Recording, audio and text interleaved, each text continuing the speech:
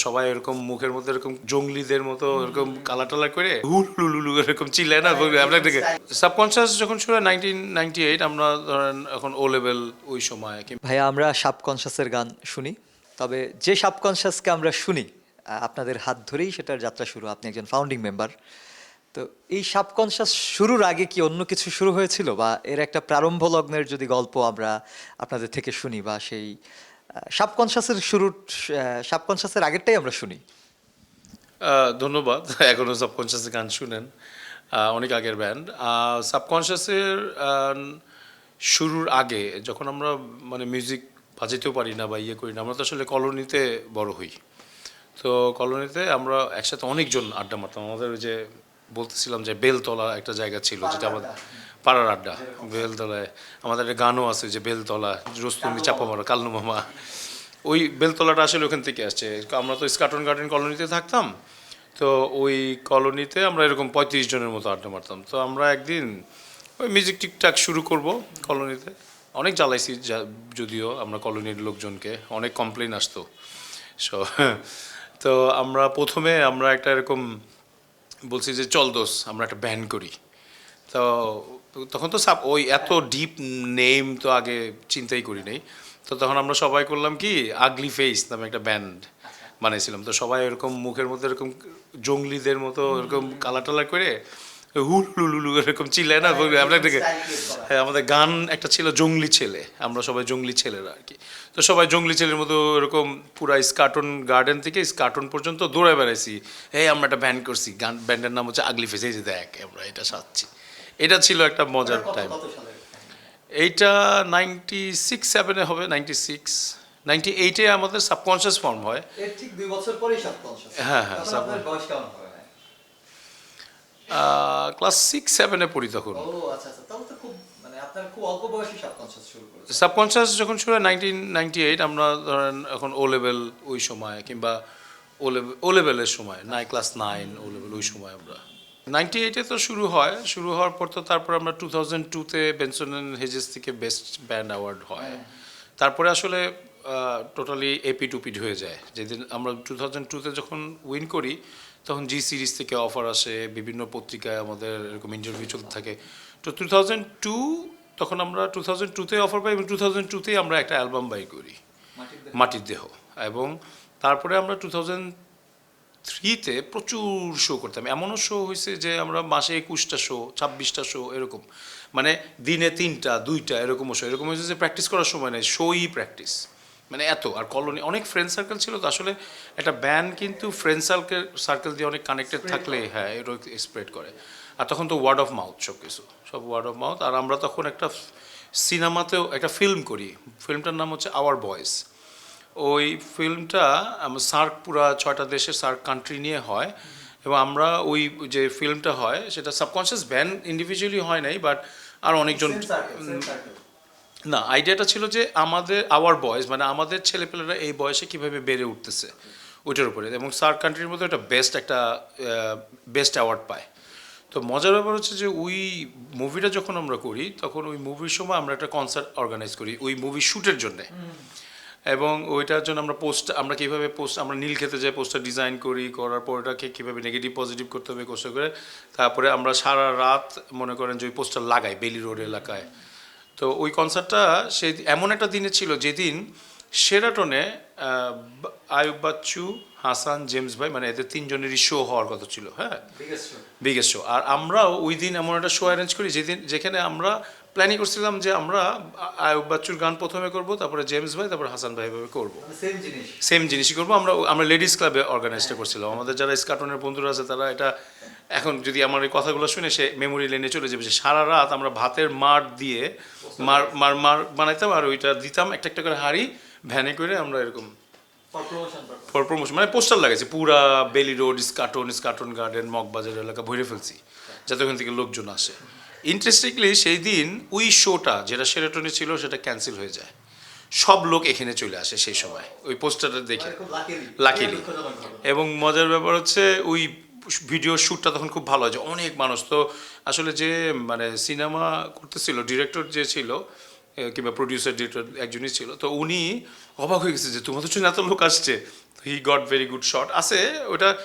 তারপর উনি একটা উনি আসলে তখন আমার মনে আছে 35 না 36 হাজার টাকা খরচ হয়েছিল পুরো শোটাতে, এবং লেডিস ক্লাব আমরা ফ্রি পাইছিলাম, আমাদের এলাকার যে বড় ভাইরা ছিল। এই এভাবে করতে করতে এরকম শোয়ের অনেক, ওখান থেকে আমরা তারপর আমরা একটা কার্ড বানাইছিলাম মনে আছে, যে 9 জনের নাম, আমরা অনেক মেম্বার ছিল তখন ফ্রেন্ড। তো তুই কিবোর্ড চিন্তা করতেছিস বাজাবি, তোর নামও এখানে আছে, তুই কিবোর্ড প্লেয়ার, এরকম ছিল আর কি ব্যাপারটা। সাবকনশাস অনেক বড় একটা পরিসরে শুরু হয়েছে, হ্যাঁ। তারপর সেটা কাট হয়ে একটা ফিক্সড লাইনআপে কখন আসলো? ফিক্সড লাইন আপে আসছে হচ্ছে ওই যে 2002-তে আমরা যখন যে পাঁচজন আমরা ব্যান্ড মেম্বার হিসেবে পারফর্ম করি, সেটাই আসলে অ্যাকচুয়ালি 2001-এও আমরা পার্টিসিপেট করি, সে সময় আমরা পাই না। 2002-তে আবার যখন বেনসনে ট্রাই করি তখন আমরা পাই। তো ওই পরের যে সেট আপটা 5 জনের, সেটা হয়ে গেল যে হ্যাঁ এটাই এখন ব্যান্ড, সবার নাম থাকলো। মানে এখন ছোটবেলায় কি হয় যে বন্ধু, খালি বন্ধু বন্ধু মানে সব কিছু, তাই না? তো ওই বন্ধু বাদ দেওয়া যায় না, সবার নামই থাকবে। আমার একটা বেস্ট ফ্রেন্ড ছিল সাইরাস, ও যখন এখন টেক্সাসে থাকে, ও বেজিস ছিল। আবার আরেকটা ফ্রেন্ড সুজয়, ও বেজিস ছিল। আবার অমিত বেজিস ছিল। মানে তখন কি জোহান ভাই ছিল? হ্যাঁ, জোহানা আমি তো শুরু। আচ্ছা আচ্ছা, আমরা দুই ভাই কনস্ট্যান্ট, হ্যাঁ, সবসময় কনস্ট্যান্ট, একদম শুরু থেকে। শুরু থেকেই আমরা দুই ভাই ব্যান্ডটা করছি আর কি। হ্যাঁ। মানে আমরা হচ্ছে আমরা দুই জোহান ভাই ভাই এমন ছিলাম যে আমরা দুই ভাই একদম পিঠাপিঠি, তো সো ওর ফ্রেন্ড সার্কেল এবং আমার ফ্রেন্ড সার্কেল সব Same, একই। same. হ্যাঁ, দুইটা গ্রুপ হইলেও মানে we were the centre of attraction, কারণ আমরা কলোনিতে একদম সেন্টারেই থাকতাম। কলোনির ভিতরেও যে সেন্টার, যে সাগরিকা যে বিল্ডিং কিংবা নিহারিকা যে মানে বিল্ডিং, অঘোষিত একটা লিডিং দেওয়ার ব্যাপার। হ্যাঁ, তো আমাদের নামলেই ওখানে মাঠ ছিল, তো সবাই এসে এই নামও নিচে, কিংবা আমাদের বাসায় যেত। আর আমাদের বাসা যেমন ছিল, আমার আব্বা আম্মা দুজনই তো আর্কিটেক্ট, এবং তারা সবসময় বাইরে কাজ করতো, তো আমাদের বাসা সবসময় ফাঁকাই থাকতো। তো আমাদের বলতে গেলে আমি, জোহান আর একজন বুয়া থাকতো, আর কিছুই না।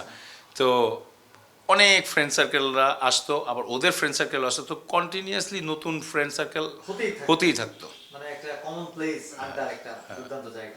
তারপরে আরেকটা জিনিস যেটা হইতো, সেটা এখনো আমরা করার চেষ্টা করতেছি, যে মানে আবার যেহেতু শুরু করছি ওই জিনিসটা আমরা একটা জিনিস বুঝতে পারছি যে you need group of people, হ্যাঁ, টু স্প্রেড। সো আমরা যেরকম ধরেন সে ফর এক্সাম্পল রাজারবাগ গেলাম, ওখানে একটা ফ্রেন্ড সার্কেল হয়ে যায়, আর তখন কেমনে জানি অনেক তাড়াতাড়ি ফ্রেন্ড সার্কেল হয়ে যেত। এই তুই আমার দোস্ত, খুব কুইকলি একটা জীবনের একটা উদ্দেশ্য ছিল, হ্যাঁ, ব্যাপারটা এরকম। ফ্রেন্ড সার্কেল খুব তাড়াতাড়ি হয়ে যেত। তারপর নাখালপাড়া যেতাম, নাখালপাড়া একটা বিশাল গ্রুপ ছিল আমাদের আড্ডা মারার, পল্টনে একটা বিশাল গ্রুপ ছিল, মানে এরকম। তারপরে রাজারবাগে একটা গ্রুপ ছিল, নাখালপাড়া, তারপরে ভিতরে যে মগবাজারের ভিতরে একটা বিশাল একটা গ্রুপ ছিল, কি পাড়া জানি বলে, টিএনটি কলোনি একটা বিশাল গ্রুপ ছিল। এরকম আমরা যাইতাম, এবং আমরা অ্যাকোস্টিক গিটার নিয়ে যেতাম, এবং মাঠে বসে গান শুরু করে দিতাম সবাই। কলোনিতে শো করেছেন 2010 এর দিকে, আমি সেই লাইভ দেখেছি। তাই? ও Live না, আমি রেকর্ডেড দেখেছি। ও রেকর্ড, আচ্ছা আচ্ছা। হ্যাঁ, তা এই এক্সপেরিয়েন্স এভাবে করতে করতে তারপর তো আমরা বিদেশে চলে যাই। যাওয়ার পর 2004-এর দিকে আমরা বিদেশে যাই, তো তখন ওই আমেরিকাতে চলে যাই। তো ওখান থেকেই আমরা বলি যে সুজয়, তারপরে ফারুক আমাদের ম্যানেজার ছিল, বললাম যে আচ্ছা জি সিরিজকে সেকেন্ড অ্যালবাম দিয়ে দাও, রিলিজ করে দাও। তা আমরা রিলিজটার পরে কিছু করতে পারবো কিংবা শো করতে পারবো এরকম কোনো ইয়ে ছিল না। আর আমরা একদম আল্লাহর হস্তে চলে গেছিলাম, আমরা চিন্তা করছিলাম will never come back. So আমার যত ইনস্ট্রুমেন্ট ছিল সব বিক্রি করা হয়েছিল ওই সময়। তারপর ওখানে একটা ভি ড্রাম কিনা হয়েছিল, ওইটা দিয়ে প্র্যাকটিস করতাম, বাট সবসময় মিউজিকে মজা পাইতাম না। আর ওখানে মিউজিকের সাথে সবসময় ছিলাম, কিন্তু ওরকম ওই বাংলাদেশের মজাটা তো নাই, এত বড় ফ্রেন্ড সার্কেল। সবকিছু মিলিয়ে তাহলে আমরা এখন যে সাবকনশাসকে এখন দেখছি, এটা রিফর্ম সাবকনশাস। হ্যাঁ, রিফর্ম সার্কেল, যেরকম আমি আর জোহান আছি। তারপরে আমরা আবার জোহান যখন বাংলাদেশে আসে, আমি তখন আবার এই মাঝখানে আগে আসার পর আমি আরেকটা ব্যান্ড করতাম, SOS একটা ব্যান্ড, একটা জ্যাজ ব্যান্ড ছিল। ওই আমরা যে সব বিভিন্ন ক্লাবে শো করতাম, ইংলিশ নাম্বারসগুলো করতাম আমি, বেসিক্যালি আমি আর নাবিল আমাদের যে কিবোর্ডিস্ট। তারপরে ওই ব্যান্ডে আবার রানা ভাই বাজিত। তারপরে জোহান যখন দেশে আসলো, তখন আমরা আবার সাবকনশাসকে রিফর্ম করলাম, তখন আমি, নাবিল আর রানা ভাই, মানে ওই ব্যান্ড থেকে সেট আপটা নিয়ে জোহান ভোকাল দিবে ওরকম। সুলতান রায়হান খান রানা? না না না, জাকের রানা, জাকের রানা। আমাদের ব্যান্ডে কিন্তু ইয়েও ছিল, যে জেমসের সাথে এখন যে রানা বাজায়, ও কিন্তু সাবকনশাসের one of the founding member. Subconscious যখন নামকরণ হয়েছিল তখন কিন্তু ও গিটার বাজিত আমাদের সাথে।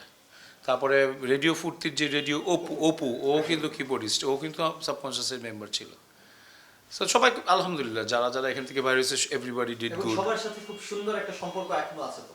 হ্যাঁ হ্যাঁ, আমাদের কারোর সাথে কোনো গন্ডগোল নেই, মানে কারো মানে সবার জীবিকার কারণে সবাই দূরে। একটু দূরে দূরে বা সম্পর্ক সবার সাথে। হ্যাঁ হ্যাঁ, সবাই। এটা একটা খুব সুন্দর একটা ওদের সাথে ব্যান্ডের লাইন আপটা মানে খুব সুন্দর একটা সমাপ্তিতে আছে, পরিসমাপ্তিতে, এবং এগিয়ে যাচ্ছে। সমাপ্তি না আসলে, অগ্রসর, এখনো অগ্রসর। মানে একটা আমাদের ফ্রেন্ড সার্কেলে একটা কথা আছে যে লুকান জোহানের বন্ধুত্ব কেউ নষ্ট করতে চায় না, মানে তোমাদের দুই ভাইয়ের বন্ধুত্ব ইজ ফর এভার। এবং সবাই আমাদের যত ফ্রেন্ড সার্কেল, যদি র্যান্ডমলি ইন্টারভিউ না হয়, নো বডি হেটস আস, মানে আমরা দুই ভাই, মানে এই ফ্রেন্ডশিপটা you wanna keep it for your lifetime. তো সবাই ওইভাবেই চিন্তা করে, তো আমরা ওইভাবেই নেই, ফার্স্ট প্রায়োরিটি রিলেশন। রিলেশনশিপটা ফার্স্ট প্রায়োরিটি। ঠিক আছে, থ্যাংক ইউ ভাই। Thank you.